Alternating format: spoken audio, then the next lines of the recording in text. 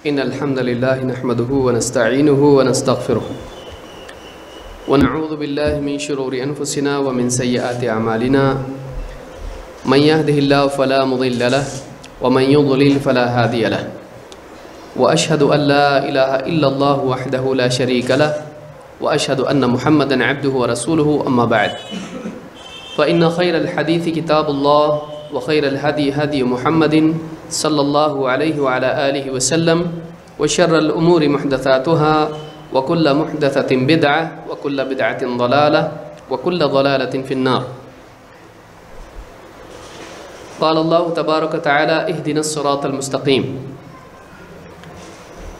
میرے محترم دینی بھائیوں اور قابل احترام اور بہنوں، پچھلے 2 درسوں میں منہج سلف کے معنی اور اس منہج کی پیروی، اس منہج کی اتباع کی اہمیت، اس عنوان کے تحت کچھ دلائل قرآن سے اور نبی صلی اللہ علیہ وسلم کی احادیث سے ہم نے دیکھے. ان تمام دلائل سے یہ بات بالکل واضح ہوتی ہے کہ ایک مسلمان کے لیے سب سے پہلی چیز یہ ضروری ہے کہ وہ اللہ تعالیٰ کی نازل کی ہوئی وحی کی پیروی کرنے والا بنے. وہ اپنی خواہشات، سماج، اپنی عقل اور اسی طرح سے کسی مفروضہ یا کسی اپنی چنی ہوئی شخصیت کی پیروی کرنے کی بجائے وہ اللہ تعالیٰ کی طرف سے نازل کی ہوئی وحی کو اپنے لیے ہدایت تسلیم کرتے ہوئے اس کی پیروی کرے. لیکن چونکہ وحی میں کئی معانی کے احتمالات ہیں اور اللہ کی بات کو سمجھنے کے لیے رسول کی حدیث ضروری ہے، لیکن رسول صلی اللہ علیہ وسلم کی احادیث میں جو احکام آپ نے بیان کیے ہیں ان احکام کے سمجھنے کے لیے ان کی عملی تطبیق بھی ضروری ہے، اس کا پریکٹیکل اپلیکیشن بھی ضروری ہے. خصوصاً ایسے حالات میں جب کہ ایک ہی حدیث یا ایک ہی آیت کے کئی معنی لوگ لے رہے ہوں اور امت میں فہم کا اور عمل کا اختلاف پیدا ہو جائے، تو ایسے وقت میں قرآن اور حدیث کے کیا معنی لیے جائیں اور کیسے اس پر عمل کیا جائے، یہ ایک بہت بڑا مسئلہ ہے جس کی وجہ سے کئی قومیں، کئی لوگ، کئی گروہ گمراہ ہو گئے اور وہ قرآن پر عمل کرنے کا دعویٰ کرتے ہوئے اور اس گمان میں رہنے کے باوجود بھی گمراہ ہوئے. لہٰذا یہ ضروری ہے کہ اللہ رب العالمین نے قرآن اور سنت پر سب سے پہلے عمل کرنے کے لیے جس گروہ کو چنا،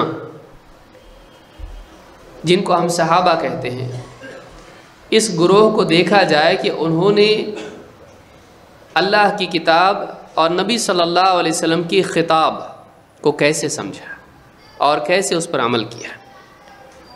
اگر ہم اس گروہ کو درمیان سے نکال دیتے ہیں تو نہ صرف فہم کے اعتبار سے ہم گمراہ ہوتے ہیں، ہم فی نفس ہی متن کو بھی غیر معتبر قرار دینے کے مرتکب ہوتے ہیں. اگر آپ صحابہ کو رد کر دیں تو قرآن آپ کے پاس کیسے آیا اور نبی صلی اللہ علیہ وسلم کی حدیث آپ کے پاس کیسے آئی؟ نہ صرف اس کا سمجھنا مشکل ہو جائے گا بلکہ اس کا قبول کرنا بھی مشکل ہو جائے گا. لہٰذا علم کے نقل کرنے کے لیے صحابہ کو اللہ نے چنا اور اسی طرح سے اس علم کو سمجھ کر اس کے اوپر عمل کرنے کے لیے اور عملی نمونہ بننے کے لیے بھی اللہ تعالیٰ نے صحابہ کو چنا. یہ ہمارے سلف ہیں اور پھر وہ لوگ ہیں جو ان کے راستے پر چلے، ان کی پیروی انہوں نے بہترین طور پر کی اور اس کی دلیلیں ہم پچھلے درس میں تفصیل سے دیکھ چکے ہیں. اور بھی کئی دلائل ہیں، اگر ہم انہی دلائل کو دیکھتے رہیں تو بہت وقت نکل جائے گا، اس لیے کہ علماء نے اس باب میں بہت کچھ کہا ہے اور مستقل کتابیں بھی لکھی ہیں. آج ہم ایک دوسرا نقطہ، اس کے آگے کا جو نقطہ ہے اس سے شروع کریں گے. پچھلے درس میں 2 درسوں میں ہم نے پہلا پوائنٹ یا پہلا نقطہ دیکھا، اور وہ گویا کہ اس پورے کورس کا مقدمہ تھا کہ آگے آنے والی باتیں سمجھنے کے لیے یہ ضروری ہے کہ ایک آدمی جب اس عنوان کے تحت سیکھ رہا ہے منہج سلف، تو اس کو منہج کے معنی بھی معلوم ہو اور سلف کے معنی معلوم ہو، پھر اسی کے ساتھ ساتھ اس منہج کی یا سلف کی پیروی کی اہمیت اس کو معلوم ہو، اور اس کے بالعکس کی گمراہی اور نقصان اس کے سامنے ہو۔ تو یہ اگر ہوگا تو آنے والی باتوں پر عمل کرنا آسان ہوگا۔ اگر کسی انسان کے سامنے منہج سلف کی اہمیت اور اس منہج کو چھوڑنے میں جو ہلاکت اور نقصان ہے وہ نہ ہو، تو منہج سلف کے بارے میں عملی اعتبار سے اس کے اوپر جمنا اس کے لیے مشکل ہو جائے گا۔ لہٰذا پچھلے 2 درسوں میں ہم نے اسی بات کو سمجھنے کی کوشش کی۔ آئیے آگے بڑھتے ہوئے ہم دیکھتے ہیں کہ اب وہ کون سی چیزیں ہیں جو منہج سلف نہیں ہیں۔ ان میں سب سے پہلی چیز یا دوسرا نقطہ ہم دیکھیں گے وہ ہے علم سے پہلے عمل۔ علم سے پہلے عمل۔ شیخ محمد بن عمر بازمول حفظہ اللہ کہتے ہیں لیس من منہج السلف العمل قبل العلم انما كانوا يبدؤون بالعلم قبل العمل قال تعالى فاعلم انه لا اله الا الله واستغفر لذنبك وللمؤمنين والمؤمنات۔ کہتے ہیں علم سے پہلے عمل کرنا سلف کا منہج نہیں۔ سلف عمل سے پہلے علم سے شروعات کرتے تھے۔ اللہ تعالیٰ نے فرمایا فَاعْلَمْ أَنَّهُ لَا إِلَهَ إِلَّا اللَّهُ وَاسْتَغْفِرْ لِذَنبِكَ وَلِلْمُؤْمِنِينَ وَالْمُؤْمِنَاتِ۔ اے نبی صلی اللہ علیہ وسلم جان لیجئے کہ اللہ کے سوا کوئی حقیقی معبود نہیں، اور اپنے لیے اور ایمان والوں کے لیے خطاؤں کی مغفرت بھی طلب کرتے رہیے۔ یہ سورہ محمد کی آیت نمبر 19 ہے۔ یہ پہلا نقطہ ہے جو ہم کو سمجھنا ہے آج اس درس میں۔ یہ سلف کا منہج نہیں ہے کہ ایک انسان علم سے پہلے عمل شروع کر دے، بلکہ سلف کا منہج یہ ہے کہ کوئی بھی عمل کرنے سے پہلے اس کا علم حاصل کیا جائے۔ علم کے تعلق سے عموماً 3 قسم کے لوگ آپ کو ملیں گے۔ ایک وہ انسان ہے جو سرے سے علم کی اہمیت کو نہیں سمجھتا ہے اور علم سے بے پرواہ ہے۔ علم کی اہمیت، علم حاصل کرنے کی اہمیت اس کے سامنے نہیں ہے، وہ علم سے دور بھاگتا ہے، وہ علم کی قدر نہیں کرتا ہے۔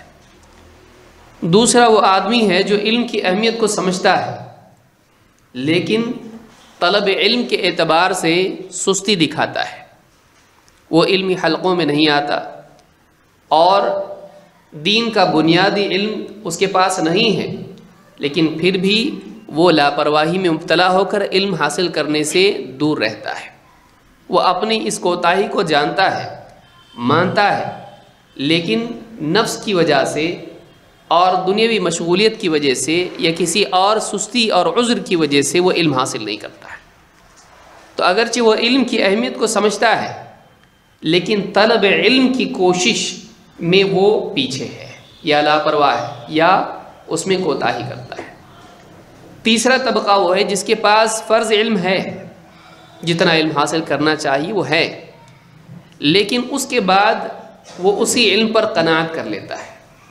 بس میرے پاس جتنا علم چاہیے تھا، میرے اوپر عقیدہ فرض ہے میں نے لے لیا، میرے اوپر نماز فرض ہے میں نے سیکھ لیا، میرے لیے روزہ اور حج وغیرہ جو بھی فرض تھا میں نے اس کو سیکھ لیا۔ اب زائد علم سے وہ رک جاتا ہے۔ جو زائد علم اس کے لیے اس کا دروازہ سامنے کھلا ہوا ہے اس سے وہ رک جاتا ہے، اور طلب علم میں رکنے کا نتیجہ یہ ہوتا ہے کہ علم کا زوال شروع ہو جاتا ہے۔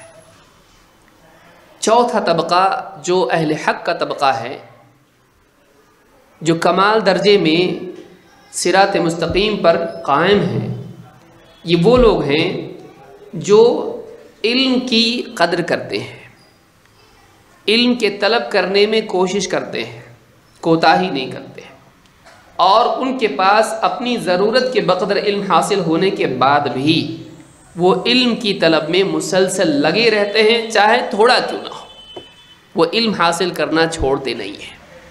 یہ نبی صلی اللہ علیہ وسلم اور صحابہ کا طریقہ ہے۔ تو 3 طبقے ہم نے دیکھے، کوئی بتا سکتا ہے کون سے 3 طبقے علم کے تعلق سے؟ غفلت والے، کون بتائے گا؟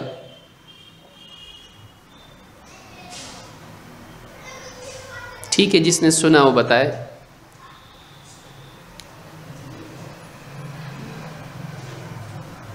یا وہ بتایا جس نے سنا اور دھیان دیا۔ کوئی بتائے گا 3 طبقے کون سے ہیں علم کے تعلق سے؟ ہاں، ایک وہ طبقہ ہے جو علم کی ناقدری کرتا ہے،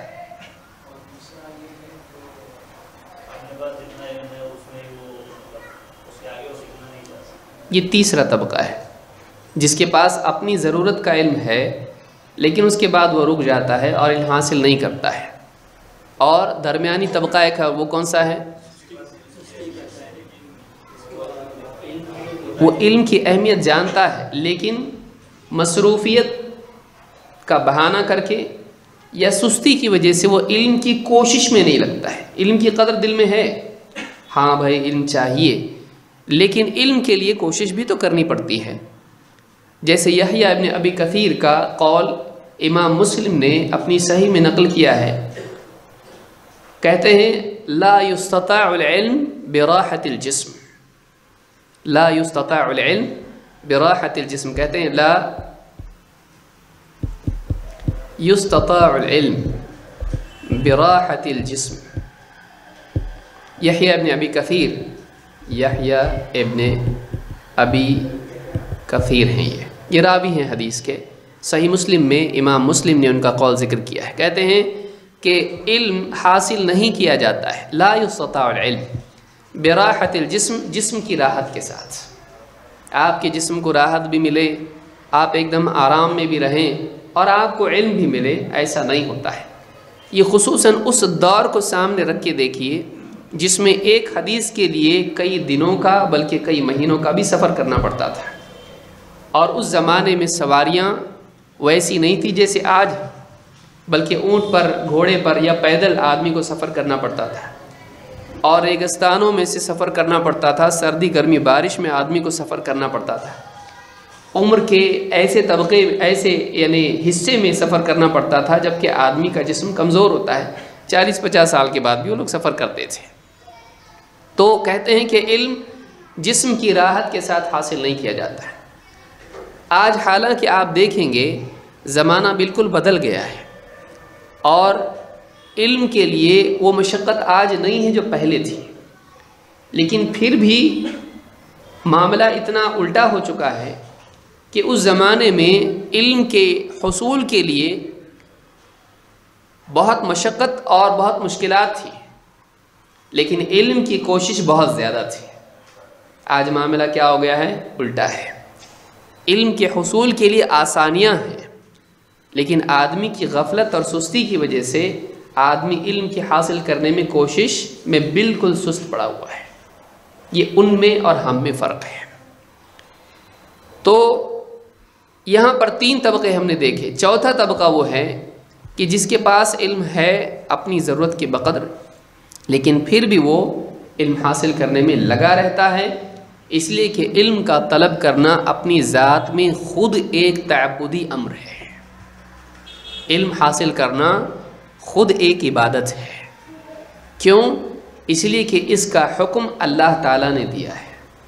جس چیز کا حکم اللہ تعالیٰ دے وہ اللہ کی فرما برداری ہے، اور اس میں مصروف ہونا ہی خود انسان کو ثواب دلاتا ہے۔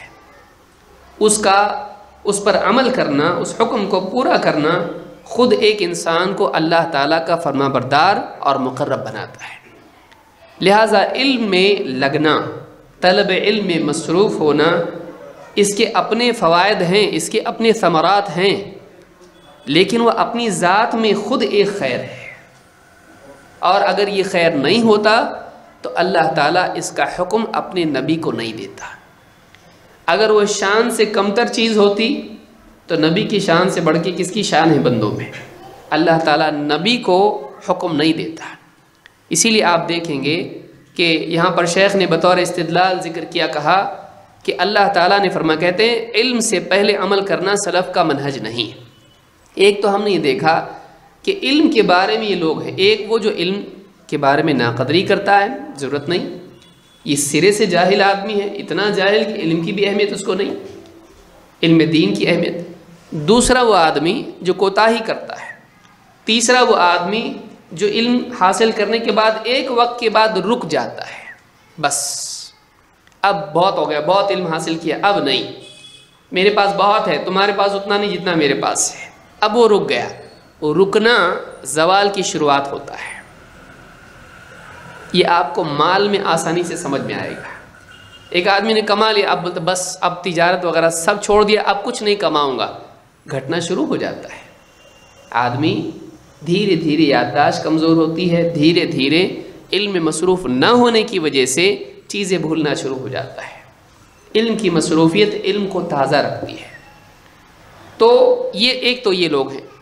اس کے علاوہ آپ دیکھیں گے یہ علمی پہلو، عملی اعتبار سے آپ دیکھیں گے وہ لوگ ہیں جو کہتے ہیں بھائی اتنا علم کیا حاصل کرنا ہے، عمل کرو، اور جتنا ضروری علم ہے آدمی اتنا حاصل کرنے سے پہلے ہی عمل شروع کرتے ہیں، یا سرے سے کہے یہ علم کا چکر چھوڑو اب عمل کرو۔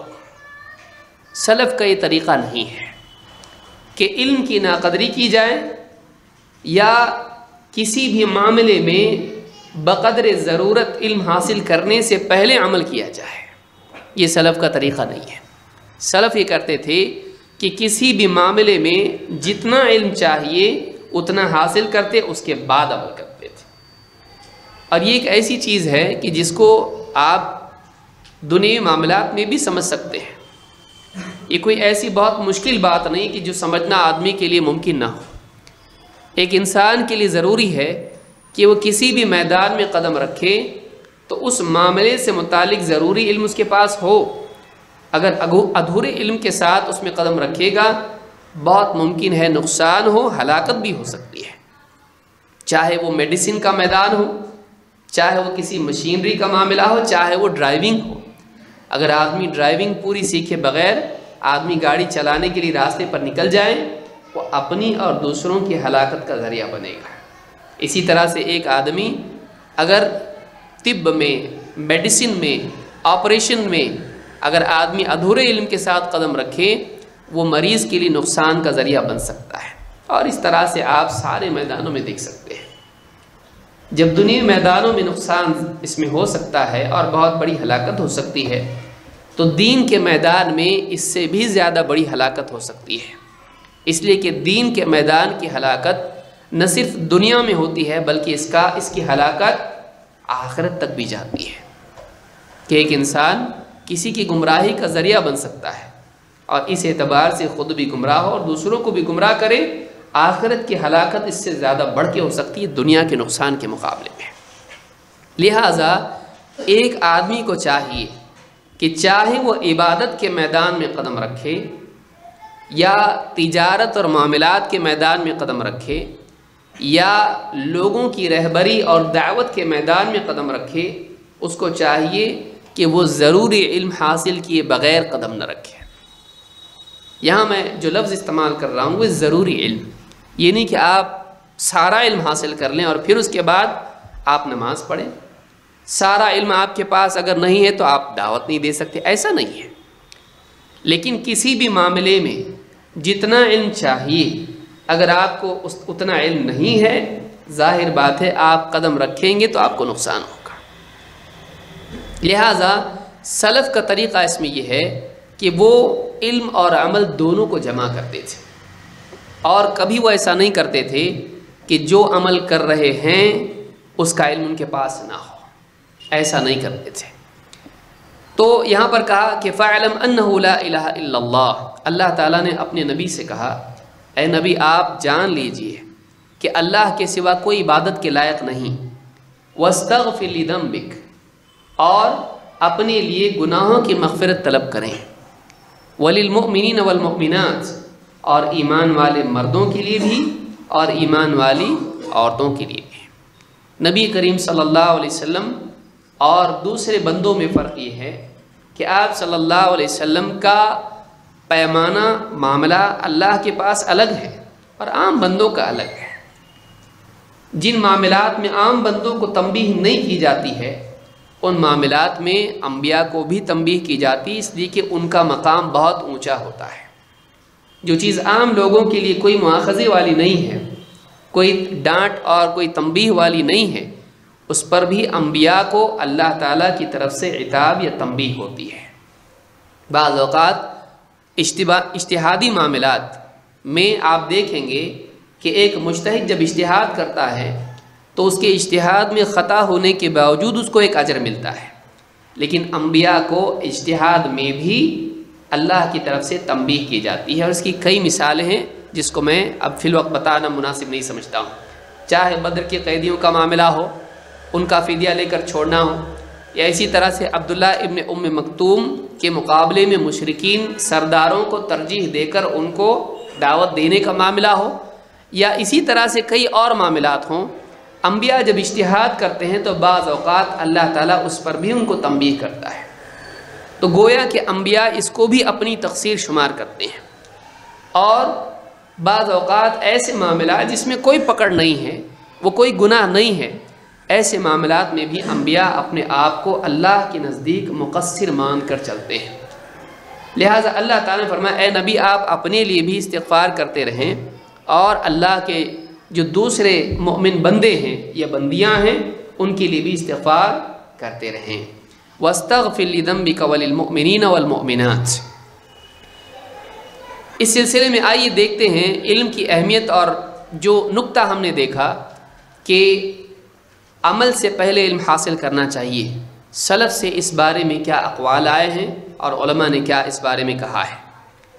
ابو توبہ کہتے ہیں سئل سفیان ابن عیینہ، سفیان ابن عیینہ سے پوچھا گیا، یہ محدثین میں سے امام احمد ابن حنبل کے زمانے کے ہیں، اور سفیانین دو سفیان مشہور ہیں، سفیان الثوری، سفیان ابن سعید ابن مسروق الثوری، اور سفیان ابن عیینہ، یہ دونوں محدث ہیں۔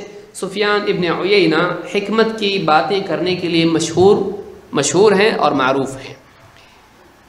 سئل سفیان ابن عیینہ عن فضل العلم، سفیان ابن عیینہ سے علم کی فضیلت کے بارے میں پوچھا گیا ہے۔ فقال الم تسمع قوله حين بدأ به، کیا تم نے اللہ تعالیٰ کا فرمان نہیں سنا جب اللہ تعالیٰ نے علم ہی سے شروعات کی؟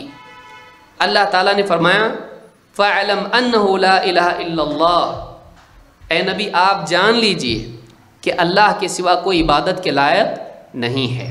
تو شروعات کیسی کی؟ فَاعْلَمْ، جان لو، اپنے نبی سے کہا کہ جان لیجئے۔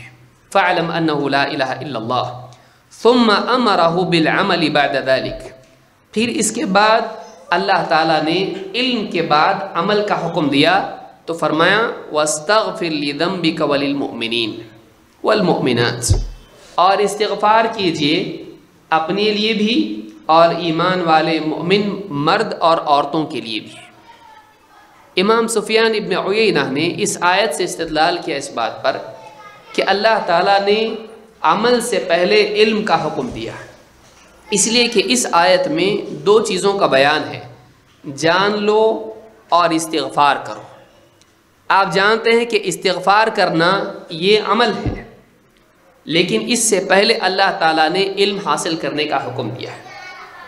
تو امام سفیان ابن عیینہ اس آیت سے استدلال کر رہے ہیں کہ دیکھو اللہ تعالیٰ نے فرمایا، پہلے کہا کہ جان لو اور اس کے بعد کہا استغفار کرو، اس لیے کہ استغفار عمل میں کوتاہی کے تدارک کے لیے ہے۔ استغفار کس لیے ہے؟ آپ استغفار کیوں کرتے ہیں؟ اللہ نے حکم دیا ایسا کرو، اللہ نے حکم دیا ایسا مت کرو۔ اللہ کے حکم میں کوئی کوتاہی ہو جائے، اللہ کی نافرمانی کے کاموں کا ارتکاب ہو جائے تو یہ تقصیر ہے۔ انسان اپنی عملی تقصیر کے تدارک کے لیے استغفار کرتا ہے، یہ خود ایک عمل ہے اور عملی کوتاہی کی بھرپائی ہے۔ انسان کی کوتاہی کی بھرپائی کے لیے ہے، تو فی ذاتی ہی عمل مقصود ہوا۔ جب استغفار مقصود ہے تو من باب اولا، بدرج اولا آدمی کے لیے تعمیل امر اور اجتناب نواہی یہ بالکل لازم ہوا، یعنی کوتاہی کے لیے توبہ کرو، استغفار کرو۔ اگر یہ حکم اللہ کا ہے تو حکم پورا کرو اور منع کی وجہ سے بچو، یہ تو زیادہ ضروری ہوا، تو وہ خود عمل اس کے اندر آ گیا۔ امام سفیان ابن عیینہ کہتے ہیں کہ اللہ تعالیٰ نے شروع کیا جان لو سے، جس سے علم سے شروعات کرنا معلوم ہوتا ہے، اور اس کے بعد استغفار کا حکم دیا جو کہ عمل ہے۔ تو معلوم ہی ہوتا ہے کہ علم سے شروعات کرنا چاہیے اور عمل سارے اس کے بعد ہیں۔ یہ امام سفیان ابن عیینہ نے اس سے استدلال کیا ہے، اور حلیۃ الاولیاء میں یہ قول حافظ ابو نعیم الاصفہانی نے بیان کیا ہے۔ آئیے آگے بڑھتے ہیں۔ خود امام البخاری نے بھی اس آیت کے سلسلے میں یہی باب قائم کیا ہے۔ صحیح بخاری اگر آپ کتاب العلم دیکھیں تو اس میں بھی امام البخاری نے یہی بات کہی ہے۔ امام البخاری کہتے ہیں باب العلم قبل القول والعمل، کہتے ہیں باب اس بارے میں، باب کا مطلب ہوتا ہے کسی چیز کا دروازہ، اور آپ حدیث کی کتابیں جب دیکھتے ہیں تو اس میں آپ کو ملے گا کتاب العلم، کتاب الصلاۃ، کتاب الوضوء، کتاب الطہارہ، یا اس طرح سے کتاب الصوم۔ تو کتاب جمع کرنے کو کہتے ہیں، یعنی ایک عنوان کے تحت سارے مسائل اس میں جمع ہو جاتے ہیں۔ کتابت کے معنی جمع کرنے کے ہوتے ہیں، تو کتاب میں سارے مسائل اس تعلق سے جمع ہوتے ہیں۔ علم کے بارے میں ساری چیزیں جمع، نماز کے بارے میں ساری چیزیں جمع، تو کتاب ہوتی ہے۔ دوسرا، اس کتاب کے اندر باب ہوتے ہیں۔ باب کا مطلب ہوتا ہے دروازہ، تو اس پورے جیسے علم کے معاملات میں سے ایک باب، یہ بھی ایک دروازہ ہے، اور اس میں ایک مسئلہ بیان ہوتا ہے، اور اس باب میں اس عنوان کے تحت کئی مسائل کی حدیثیں اور اس بارے میں اقوال اور آثار جمع ہوتے ہیں۔ تو امام البخاری کہتے ہیں باب العلم قبل القول والعمل، باب اس سلسلے میں، جیسے ہمارے یہاں پر جیسے ہم کہتے ہیں کوئی بھی چیپٹر ہوتا ہے یا کوئی بھی جو ہے ہیڈنگ ہوتی ہے، اس کے بعد اس کے نیچے کوئی چیز ہوتی ہے سبق میں، کسی بھی کتاب میں، تو کہتے ہیں العلم قبل القول والعمل، علم پہلے ہے قول اور عمل سے۔ اس بارے میں ایک باب میں بیان کر رہا ہوں کہ علم قول اور عمل دونوں سے پہلے آتا ہے۔ اس سلسلے میں علامہ عینی نے بہت عمدہ بات کہی ہے، اپنی کتاب عمدۃ القاری میں کہتے ہیں ای ھذا باب فی بیان ان العلم قبل القول والعمل، کہتے ہیں یہ باب ہے اس چیز کے بیان میں کہ علم قول اور عمل سے پہلے ہے۔ انسان یا تو کچھ بولے گا یا تو کچھ کرے گا، علم بولنے اور کرنے سے پہلے ہے۔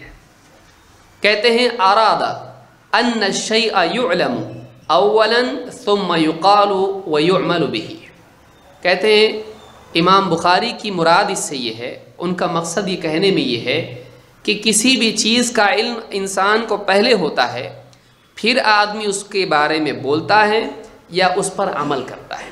صاف بات ہے، مثال کے طور پر توحید ہے، ایک انسان کو اللہ کے بارے میں کچھ نہیں معلوم، کیا وہ اللہ کے بارے میں کچھ بول سکتا ہے؟ نہیں۔ ایک انسان کو اللہ کے بارے میں معلوم ہی نہیں، ایک انسان جنت کے بارے میں کچھ نہیں جانتا ہے، ایک آدمی جہنم کے بارے میں نہیں جانتا ہے، اس سے کہا جائے بتاؤ جنت کیسی ہے، کیا وہ جنت کے بارے میں بتا سکتا ہے؟ نہیں، کیوں؟ اس کو معلوم نہیں ہے۔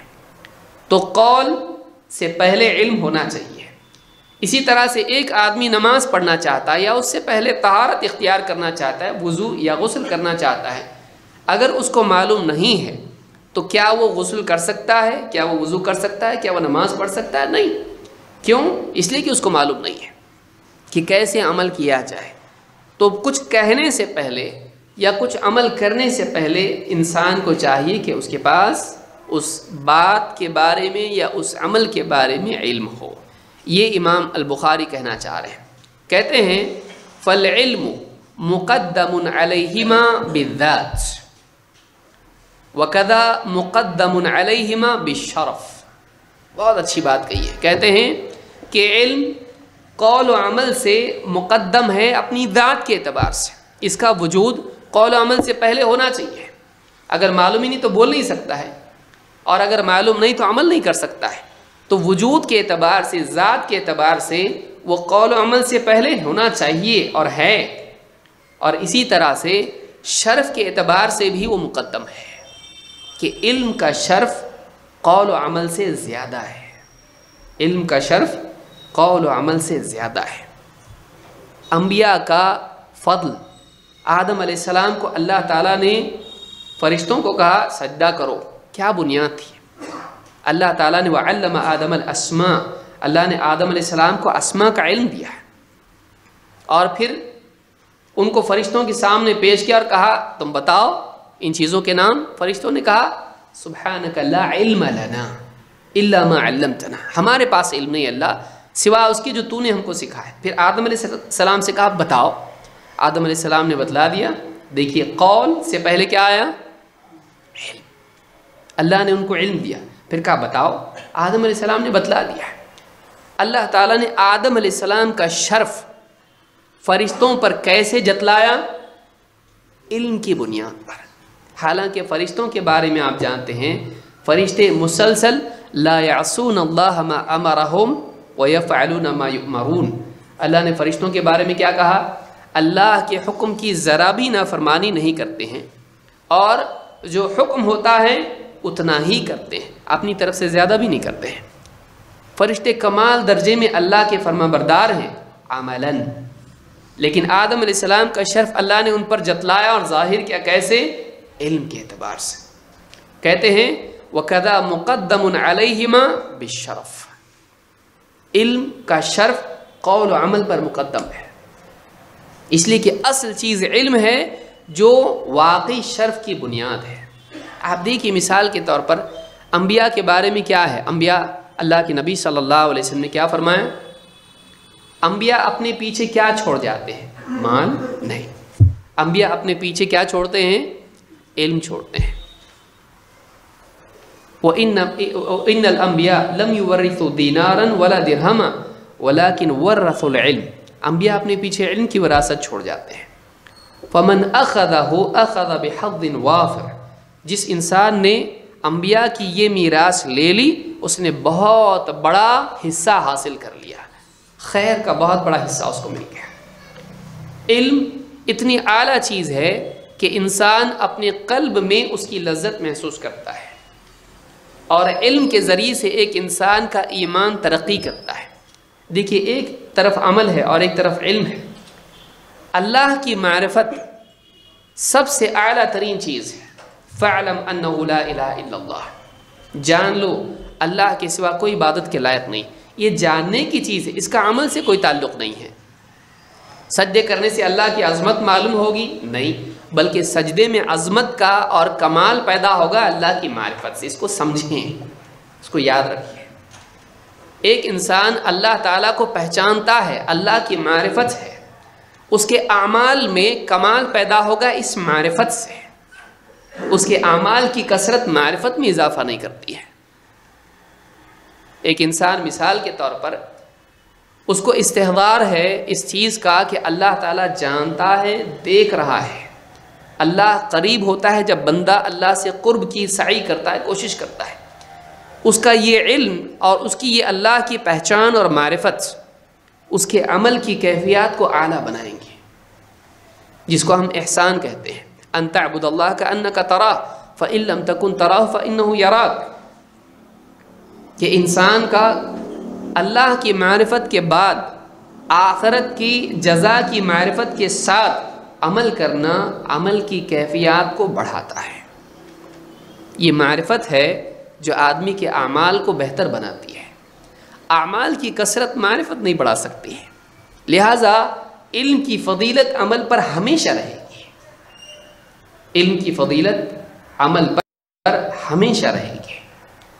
लिहाजा कहते हैं वकदा मुक़द्दमुन अलैहिमा बिश्शरफ़, के इल्म कौल अमल पर शर्फ के एतबार से भी मुक़द्दम है। لأنه عمل القلب، اس لیے کہ علم دل کا عمل ہے، وهو اشرف اعضاء البدن، اور دل انسان کے بدن کے سارے اعضاء میں سب سے اشرف ہے۔ علم کس کا عمل ہے؟ دل کا عمل ہے، اور دل سارے بدن میں سب سے کیا ہے؟ اشرف اور افضل ہے۔ دل کا سدھار سارے اعضاء کا سدھار ہے، اور دل کا بگاڑ سارے بدن کے اعضاء کا بگاڑ ہے۔ یہ گویا کہ جسم میں حاکم کی طرح ہے، اور نیت کہاں ہوتی ہے؟ دل میں۔ ایمان کہاں ہوتا ہے؟ دل میں۔ تقوی کہاں ہوتا ہے؟ التقوی ہا ہونا ویشیر الی صدرہ، تقوی یہاں ہوتا ہے۔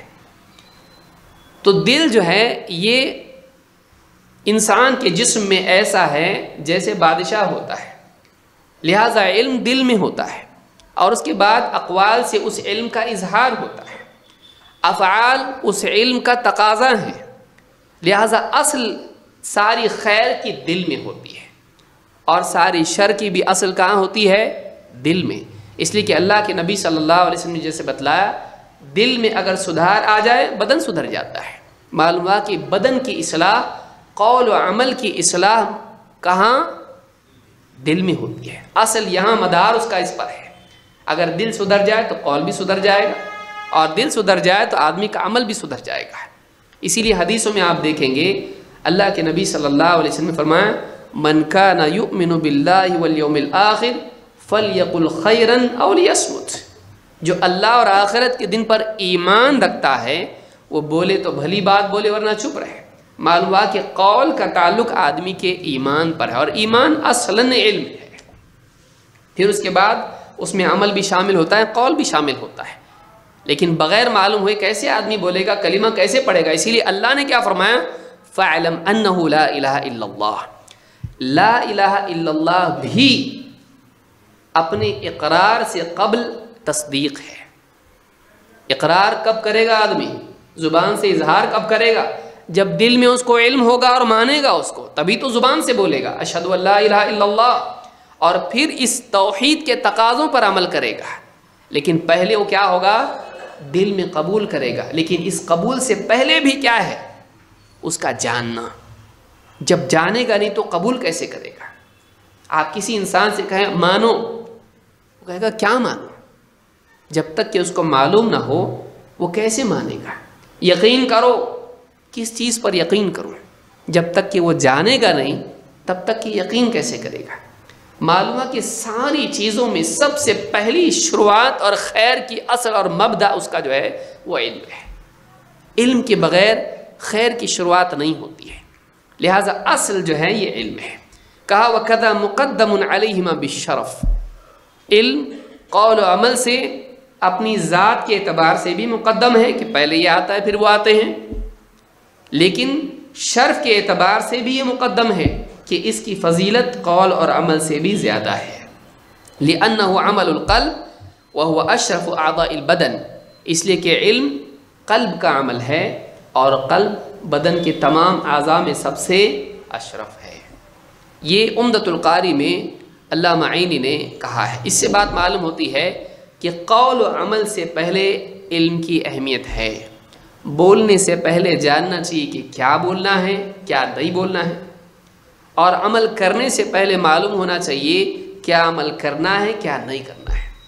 اگر یہ دونوں چیزوں کا علم نہ ہو تو آدمی ایسی بات بولے گا جو نہیں بولنا چاہیے، اور آدمی ایسا کام کرے گا جو نہیں کرنا چاہیے۔ لہٰذا قول و عمل کی صلاح اور اصلاح علم کی اصلاح پر منحصر ہے۔ علم کی اصلاح سے قول و عمل کی اصلاح ہوتی ہے۔ ٹھیک، آگے بڑھتے ہیں۔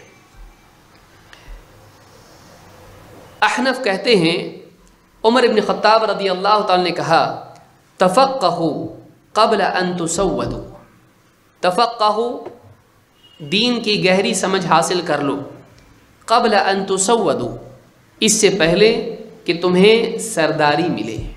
تسودوا سردار ہونا، اسی پر سے لفظ ہے سید، سید لفظ جڑا ہوا ہے، سید کا مطلب ہوتا ہے سردار۔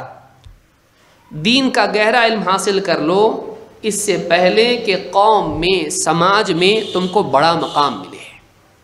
اس لیے کہ جب بڑا مقام مل جاتا ہے تو کئی مصیبتیں آ جاتی ہیں، انسان مصروف ہو جاتا ہے، علم سے محروم ہو جاتا ہے۔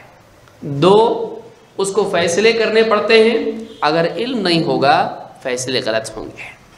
3، اس کے اندر قدر انا بھی پیدا ہو جاتی ہے، اور اسی وجہ سے آدمی اپنے سے چھوٹے سے علم حاصل نہیں کر پاتا ہے۔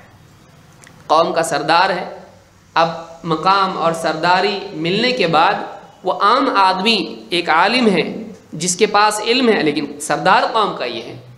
اب علم والے سے یا کسی عام انسان کے پاس کوئی علم کی بات ہے، اس کے پاس بیٹھ کر علم حاصل کرنا نفس کے خلاف ہو جاتا ہے۔ کیوں؟ اب اس کے پاس مقام ہے، جب تک مقام نہیں تھا آسان تھا، لیکن سماج میں اس کا مقام اگر بنا ہوا ہے تو اب اس کا علم حاصل کرنا اس کے لیے عار بن جاتا ہے۔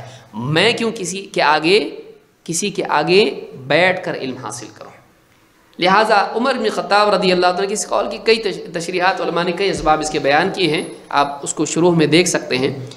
فرماتے ہیں تفقہوا قبل ان تسودوا، قوم میں سرداری، بڑا مقام اور لیڈرشپ جس کو آپ کہیں حاصل تم کو ہو، اس سے پہلے تم علم حاصل کر لو، کیونکہ اگر تم نے علم حاصل نہیں کیا تمہارے لیے ضرر اور رکاوٹ بن جائے گا یہ سرداری حاصل کر لینا، مقام پانا، بڑا مرتبہ پانا۔ تو اس سے بھی معلوم ہوتا ہے، تمر کے قول سے بھی معلوم ہوتا ہے کہ انسان کو ذمہ داری نبھانے کی پوزیشن میں آنے سے پہلے علم حاصل کر لینا چاہیے۔ سردار کیا ہوتا ہے؟ کوئی آدمی قوم کا سردار ہے، کوئی حاکم ہے ملک کا، مسلمانوں کی پوری رعایا کا وہ حاکم ہے، وہ خلیفہ ہے مسلمانوں کا، یا گورنر ہے کسی علاقے کا، شہر کا، یا کم سے کم وہ اپنے گھر کا سردار ہے۔ کلکم راع وکلکم مسئول عن رعیتہ، تم میں سے ہر ایک سرپرست ہے، نگراں ہے، حاکم ہے۔ الرجال قوامون علی النساء، مرد عورتوں پر قوام ہے، وہ حاکم ہے، اس کا کام ہے حکم دینا، گھر کا کام نظام چلانا، بچوں کو، عورتوں کو، گھر کے افراد کو، ان کو لے کر چلنا، وہ کم سے کم گھر کا تو سردار ہے۔ اگر اس کے پاس سارے امور کا علم نہ ہو وہ گھر کا نظام نہیں چلا پائے گا۔ اس کی سلطان، اس کے اپنے گھر کی سلطان میں وہ اللہ کی شریعت کا نفاذ نہیں کر پائے گا اگر اس کے پاس دین کا علم ہی نہیں ہے۔ لہٰذا چاہے آدمی باہر کی سرداری اس کے پاس نہ ہو، اس کے گھر کی سرداری اس کے پاس ہے، اس کو چاہیے کہ وہ دین کا علم حاصل کرے۔ لہٰذا یہ بات معلوم ہوتی ہے کہ مصروفیت اور مقام اور عہدہ اور اس طرح کا معاملہ پیدا ہونے سے پہلے آدمی کو چاہیے کہ وہ علم حاصل کرے۔ تفقہ کا مطلب ہوتا ہے دین کا گہرا علم حاصل کرو، سرسری علم نہیں۔ تفقہ کا مطلب ہوتا ہے گہرا علم حاصل کرنا۔ اس قول کو امام البخاری نے تعلیقاً روایت کیا ہے، اور ابن ابی خیثمہ نے اس کو اپنی کتاب العلم میں بیان کیا، اور اس کی سند صحیح ہے۔ امام البخاری نے اس میں اضافہ یہ کیا ہے، کہتے ہیں تفقہوا قبل ان تسودوا، سردار بننے سے پہلے علم حاصل کرو، حضرت عمر کہہ رہے ہیں۔ امام البخاری کہتے ہیں وبعد ان تسودوا، اور سردار بننے کے بعد بھی علم حاصل کرو۔ یہ نہیں، حضرت عمر کے قول کا یہ مطلب نہیں ہے کہ سردار بننے سے پہلے علم حاصل کر لو، سردار بن گئے تو اب علم حاصل کرنا چھوڑ دو، یہ مطلب نہیں ہے۔ امام البخاری کہہ رہے ہیں اس کا مطلب یہ ہے تم مصروف ہو جاؤ گے، تمہارے لیے مشکل ہو جائے گا، تم کو زیادہ ضرورت پڑے گی، اور پھر بعد میں علم حاصل کرنا مشکل ہو جائے گا، اس لیے پہلے حاصل کر لو۔ لیکن علم کا سلسلہ سردار بننے کے بعد منقطع نہیں ہونا چاہیے۔ یہی بات میں نے شروعات میں کہی کہ انسان ایک وقت تک علم حاصل کرتا ہے، اس کے بعد چھوڑ دیتا ہے جب اس کے پاس مقام آ جاتا ہے۔ جیسے مدرسے میں گیا، علم حاصل کیا، مدرسے سے فارغ ہو گیا، اب تو میں سب پڑھ لیا ہوں، اب اس کے بعد علم حاصل نہ کرے۔ زندگی کے کچھ ایام میں، جوانی میں شوق جب تھا، فارغ تھا، بہت علم حاصل کر لیا، اب اس کے بعد گھر بار میں لگ گیا، نکاح ہو گیا اور ذمہ داریاں آ گئی، اب چھوڑ دیا۔ اب دل میں ایک بھرم یہ ہے کہ میں بہت کچھ حاصل کر چکا ہوں، بہت پڑھ چکا ہوں، اتنا پڑھا ہوں کہ بہت سو نے نہیں پڑھا ہوگا۔ یہ بھرم اور یہ گمان انسان کو علم حاصل کرنے سے محروم رکھتا ہے، جو علم کے زوال کی پہلی سیڑھی ہے۔ اسی لیے امام البخاری کہتے ہیں وَبَعْدَ أَن تُسَوَّدُوا، سردار بن جاؤ قوم کے तब भी इल्म हासिल करो। वक़द तअल्लम अस्हाबु नबी सल्लल्लाहु अलैहि वसल्लम फ़ी किबरि सिन्निहिम। इमाम अल-बुखारी कहते हैं, देखो अल्लाह के नबी सल्लल्लाहु अलैहि वसल्लम के सहाबा ने अपनी उम्र के बाद के मरहले में बुढ़ापे में भी दीन का इल्म हासिल किया है।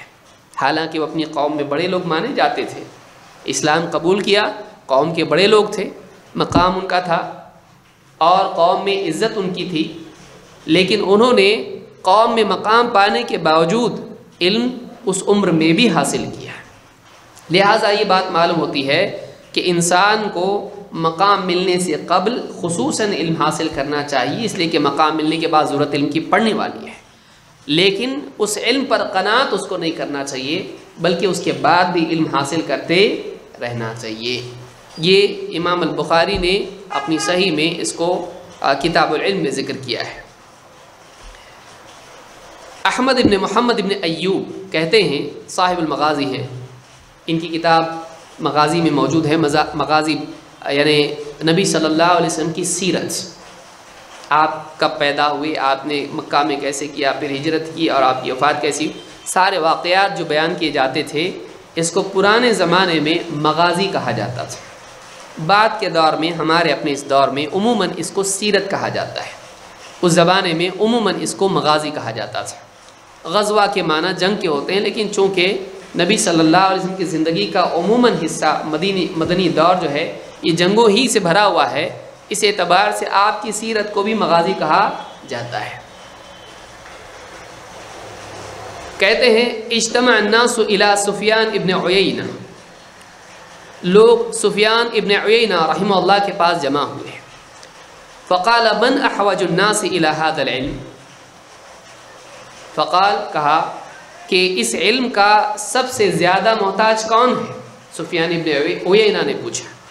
फ़सकतू, सब चुप रहे, खामोश रहे।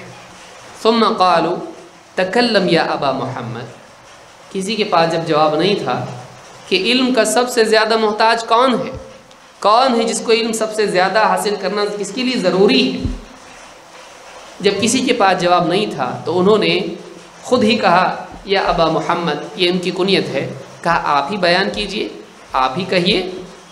क़ाल अहवजुन नास इलल इल्मी अल उलमा, इल्म के सबसे ज़्यादा मोहताज, इल्म हासिल करना सबसे ज़्यादा ज़रूरी उलमा के लिए है।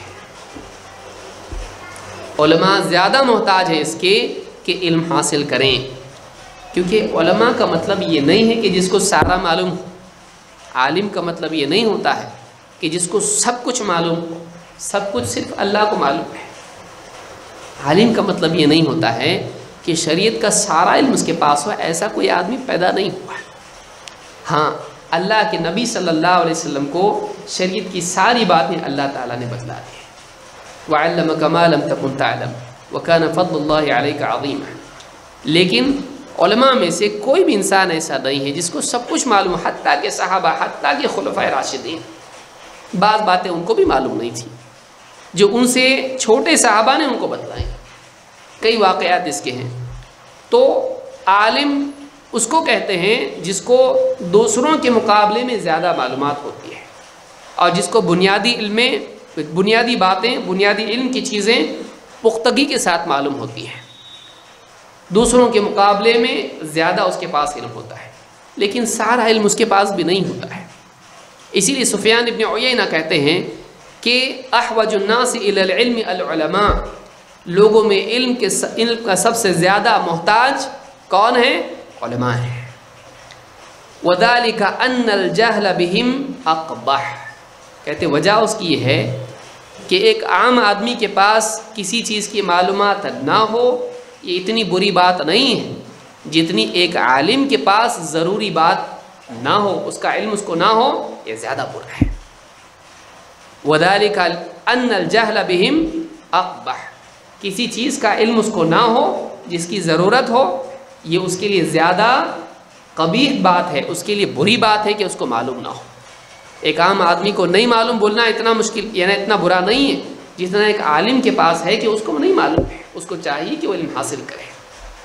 और लिअन्नहुम गायतुन नास, اس لیے کہ عالم لوگوں کا مرجع ہوتا ہے. لوگوں کو جب کچھ نہیں ملتا ہے، کچھ سمجھ میں نہیں آتا ہے، چاہے وہ بات عقیدے کی ہو یا احکام کی ہو، چاہے معاملات کی ہو یا عبادات کی ہو، جب لوگوں کی سمجھ میں بات نہیں آتی ہے یا ان کو معلوم نہیں ہوتا ہے، وہ کس کی طرف لوٹتے ہیں؟ کس کے پاس جاتے ہیں؟ عالم کے پاس. اور اگر عالم کو بھی معلوم نہیں ہوگا تو لوگ کہاں جائیں گے؟ تو عالم کا نہ معلوم ہونا، عالم کو کسی چیز کا نہ معلوم ہونا، یہ زیادہ برا ہے لوگوں کے مقابلے میں. وَهُمْ يُسْأَلُونَ، اور علماء سے پوچھا جاتا ہے. علماء سے پوچھا جاتا ہے، لوگ ان سے سوال پوچھتے ہیں، ان کو جواب دینا پڑتا ہے، عقیدے کے احکام کے جواب ان کو دینا پڑتا ہے. تو اس اعتبار سے زیادہ ضروری علم کا حاصل کرنا کس کے لیے ہے؟ آدمی یہ سوچے گا جواب یہ ہونا چاہیے کہ ایک جاہل کو زیادہ ضروری ہے، ایک جاہل زیادہ محتاج علم کا. لیکن سفیان ابن عیینہ کہتے ہیں جاہل سے بھی زیادہ علم کا محتاج ایک عالم ہے. اس لیے کہ جاہل ہے، لوگ اس کے پیچھے نہیں چلتے ہیں، عالم کے پیچھے لوگ چلتے ہیں. عالم سے لوگ پوچھتے ہیں، عالم لوگوں کو جواب دیتا ہے، عالم لوگوں کی رہبری کرتا ہے، جاہل رہبری نہیں کرتا ہے. تو جاہل کے پاس اگر علم نہ بھی ہو اتنا بڑا مسئلہ نہیں ہے، لیکن اگر ایک عالم کے پاس علم نہ ہو یہ زیادہ بڑا مسئلہ ہے، اس لیے کہ اس کا نقصان بھی زیادہ ہو سکتا ہے. لہٰذا حلیۃ الاولیاء میں یہ بات، اور اسی طرح سے جامع بیان العلم میں ابن عبد البر نے بھی اس کو بیان کیا ہے اور اس کی سند حسن ہے. آئیے آگے بڑھتے ہیں. اللہ تعالیٰ نے قرآن کریم میں، اب پچھلے قول سے ہم کو یہ سمجھ میں آتا ہے کہ ایک انسان چاہے علم کے کتنے بھی اونچے مرتبے تک پہنچ جائے، اس کو علم حاصل کرنے سے رکنا نہیں چاہیے، اس کو علم حاصل کرنا چاہیے. بعض اوقات ایسا ہوتا ہے، آدمی کہتا میں نے توحید کا علم حاصل کیا، عبادات کا، نماز کا، مسئلے مسائل میں نے معلوم کر لی، جتنا میرا ہے میں نے معلوم کر لیا، اب مجھے علم کی ضرورت نہیں ہے. علم کی ضرورت موت تک رہتی ہے، اور انسان کو چاہیے کہ اس کی زندگی کا کوئی دن ایسا نہ گزرے جس میں اہتمام کے ساتھ، اتفاقی طور پر نہیں، کبھی کہیں کھڑے کھڑے کچھ سن لیا اور کچھ نئی بات معلوم ہو گئی، چلو آج علم معلوم ہوا، نہیں. اہتمام کے ساتھ اس کو چاہیے کہ وہ علم حاصل کرے، علماء کی صحبت کے ذریعے سے یا کتب کے ذریعے سے یا کسی اور ذریعے سے، جیسے دروس وغیرہ علماء کے سنیں، اس کے ذریعے سے ہر دن اس کو علم حاصل کرنا چاہیے. کتنی عجیب چیز ہے کہ ایک انسان کا پورا دن گزر جائے اور وہ دین کا کچھ بھی علم حاصل نہ کر سکے. یہ محرومی ہے، یہ ناکامی ہے. اللہ تعالیٰ فرماتا ہے وَقُلْ رَبِّ زِدْنِي عِلْمًا، اے نبی آپ اللہ تعالیٰ سے بطور دعا یوں کہیے کہ اے میرے رب مجھے علم میں اور بڑھا دے. یعنی اے نبی اللہ تعالیٰ سے علم کی زیادتی کی دعا مانگی ہے. اس سے بات معلوم ہوتی ہے، آپ غور کریں اس آیت میں، اللہ کے نبی صلی اللہ علیہ وسلم سے زیادہ علم کس کے پاس ہے؟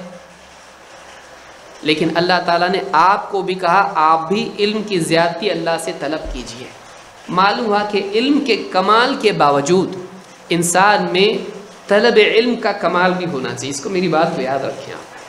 ایک ہے کمال علم اور ایک ہے کمال طلب.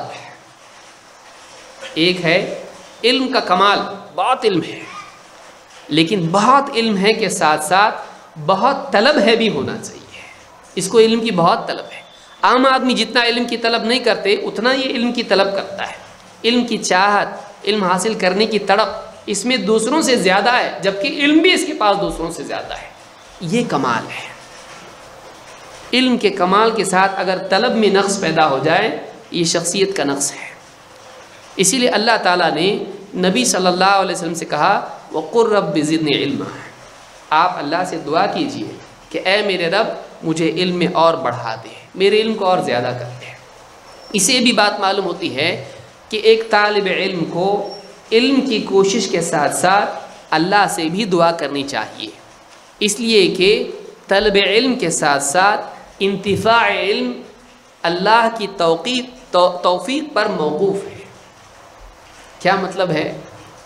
ایک انسان علم حاصل کر رہا ہے، اس کی کوشش کر رہا ہے، لیکن یہ کافی نہیں ہے. جب تک کہ اللہ تعالیٰ اس علم کا استقرار دل میں جمنا اور اس علم کا فہم اس کا دل میں سمجھنا اور اس علم پر عمل کرنا، اس سے فائدہ اٹھانا، اس کی توفیق اللہ نہ دے تب تک کہ وہ علم اس کے لیے نفع والا نہیں بن سکتا ہے، یہود کے لیے بنا نہیں۔ اسی لیے ہم مانگتے ہیں اہدنا الصراط المستقیم۔ تو علم سے انتفاع ہونا یہ بھی اللہ کی توفیق سے ہوتا ہے، اسی لیے آدمی اللہ سے مانگے، اے اللہ مجھے نفع والا علم دے۔ اللہ کے نبی صلی اللہ علیہ وسلم مانگتے تھے اللہم انفعنی بما علمتنی، 3 چیزیں آپ مانگتے تھے، اس کو یاد رکھیں۔ اللہم انفعنی بما علمتنی وعلمنی ما ینفعنی وزدنی علما۔ 3 دعائیں مانگتے تھے اللہ کے نبی صلی اللہ علیہ وسلم۔ ابن ماجہ نے اس کو روایت کیا ہے۔ پہلی دعا کیا ہے؟ اللہم انفعنی بما علمتنی، اے اللہ جو تو نے مجھ کو سکھایا ہے اس سے فائدہ اٹھانے کی توفیق دے، یعنی جو علم میرے پاس ہے اس علم سے فائدہ اٹھانے والا مجھ کو بنا۔ یا ایسے ہی جیسے آدمی کے پاس پیسہ ہے خزانے میں لیکن اس سے وہ استعمال نہیں کر سکتا ہے، تو ہونا اور نہ ہونا کیا ہے؟ برابر ہے۔ جو علم ہمارے پاس ہے وہ ہمارے لیے مفید بننا چاہیے۔ نمبر 1 حاصل شدہ علم سے انتفاع، فائدہ اٹھانا۔ نمبر 2 وعلمنی ما ینفعنی، جو علم ہمارے پاس نہیں ہے اس کے حاصل کرنے میں انتخاب۔ پہلا مسئلہ انتفاع، دوسرا انتخاب، مطلب علم نفع والا بھی ہے اور علم نقصان والا بھی ہے۔ کیوں بھائی؟ جادو کا علم نفع والا ہے؟ نہیں، جادو کا علم کیا ہے؟ نقصان والا ہے۔ تو آدمی بعض اوقات ایسے علم میں لگتا ہے جو اس کی دنیا یا آخرت کے لیے مضر ہوتا ہے، تو آدمی اللہ سے ایسا علم مانگے جو نفع والا ہو۔ وعلمنی ما ینفعنی، مجھے ایسا ہی علم سکھا جو میرے لیے کیا ہو؟ نفع والا ہو۔ جو علم ہے اس سے نفع کی توفیق دے، اور جو علم نہیں ہے اور نفع والا ہے تو نفع والا دے، نقصان والا مت دے۔ اور نمبر 3 وزدنی علما، اور مجھے علم میں بڑھا دے، یعنی نفع والا علم قلیل نہ ہو، زیادہ ہو۔ آدمی کے پاس علم ہے لیکن اتنا نہیں ہے، توحید کا علم ہے لیکن ادھورا ہے، چلے گا نہیں۔ جتنا ہے وہ تو نفع والا ہے لیکن کفایت اس میں نہیں ہے، تو کتنا ہونا چاہیے؟ کفایت کے بقدر ہونا چاہیے، لیکن افضل کیا ہے؟ زیادہ ہونا چاہیے۔ وزدنی علما، تو یہ کتنی پیاری دعا ہے جو اللہ کے نبی صلی اللہ علیہ وسلم اللہ تعالیٰ سے مانگا کرتے تھے۔ اس سلسلے میں ابن قیم رحمۃ اللہ علیہ فرماتے ہیں وَكَفَى بِهَذَا شَرَفًا لِلْعِلْمِ أَنْ أَمَرَ نَبِيَّهُ أَنْ يَسْأَلَهُ الْمَزِيدَ مِنْهُ، علم کے شرف کے لیے اتنا ہی کافی ہے کہ اللہ تعالیٰ نے خود اپنے نبی کو علم کی زیادتی طلب کرنے کے لیے کہا، علم کی زیادتی مانگنے کے لیے کہا۔ یہ علم کی فضیلت کے لیے کیا ہے؟ کافی ہے۔ یہ نہیں کہا مال کی دعا کیجئے اللہ میرا مال بڑھا دے، اے اللہ میری حکومت بڑھا دے، یا اے اللہ میری عمر بڑھا دے، یا فلاں چیز بڑھا دے۔ اللہ تعالیٰ نے کسی چیز کے لیے نہیں کہا، بلکہ کیا کہا؟ وَقُلْ رَبِّ زِدْنِی عِلْمًا۔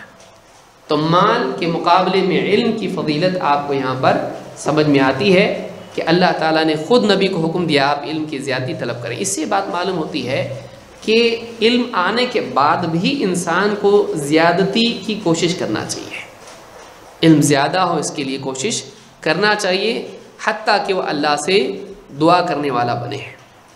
تو میں سمجھتا ہوں آج کے لیے اتنا کافی ہے، وقت بہت زیادہ ہو گیا ہے، یہ ہے وقت؟ ہاں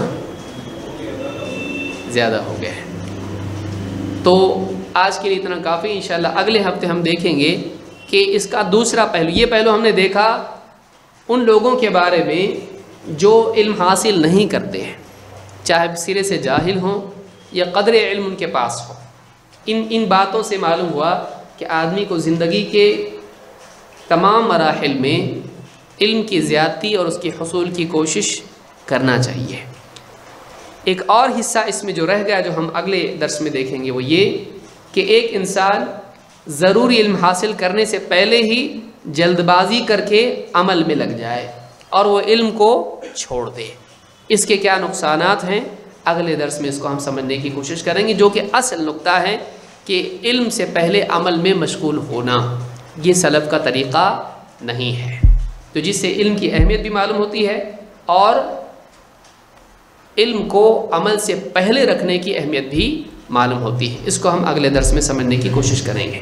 اقول ھذا واستغفر اللہ لی ولکم۔